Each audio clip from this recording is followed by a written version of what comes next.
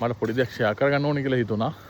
Finland එනින්නක වගේම එන්න හිතාගෙන ඉන්න කට්ටිය නැත්නම් ඒ වගේම ඉන්ට්‍රස්ට් එකක් දක්වන කට්ටියට ෆින්ලන්ඩ් මම දැක්ක එක හොඳ දෙයක් තමයි ගවර්න්මන්ට් එකෙන් ස්පවුස් ලට අන්එම්ප්ලොයිමන්ට් බෙනිෆිට්ස් ගෙවන එක. මම දන්නේ අනිත් රටවල කොහොමද වෙන්නේ කියන ඒ ප්‍රොසෙස් ඒ සිස්ටම් එකක් තියෙනවද එහෙම තියෙනවද මගේ අයිඩියා නැහැ. මම මේක ඉතින් හොඳ විදිහට දකිනවා.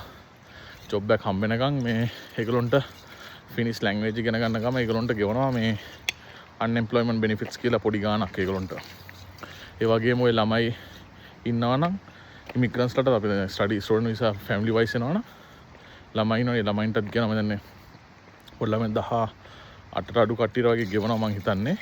මේ ඒ වගේම ඉතින් මේ ඒකෙන් ඇත්තටම ඉතින් පොඩි දෙයක් හරි කව වෙනවනේ. ඇත්තටම මේක සර්වර් සෙටල් වෙන්න ඉන්න කට්ටියට වගේම හොඳයි ඒක ඇත්තටම මේ මොකද මේ පොඩ අතර කීයක් හරි එනවනේ සෙට් ජොබ් එකක් හම්බ වෙනකන් හරි මුල් කාලේ හරි එන නිසා ඇත්තටම මේක ලොකු දෙයක් මේ අලුතෙන් එන කට්ටියට.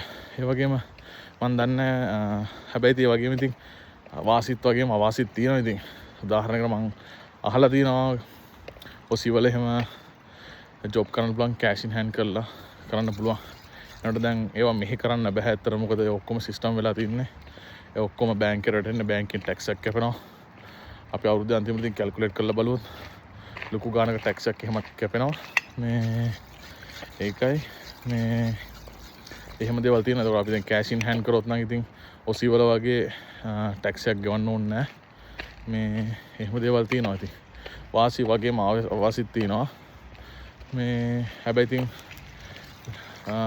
quality of life එක නම් ඇත්තටම මගේ පර්සනල් මතේ තමයි. ඉතින් ඇත්තටම මේ ඉතින් quality of life කියන එක ඇත්තටම හොඳයි. ජොබ් එකක් කරලා සෙටල් වුණාට පස්සේ ඇත්තටම මුල් කාලේ පොඩ්ඩක් අමාරුයි.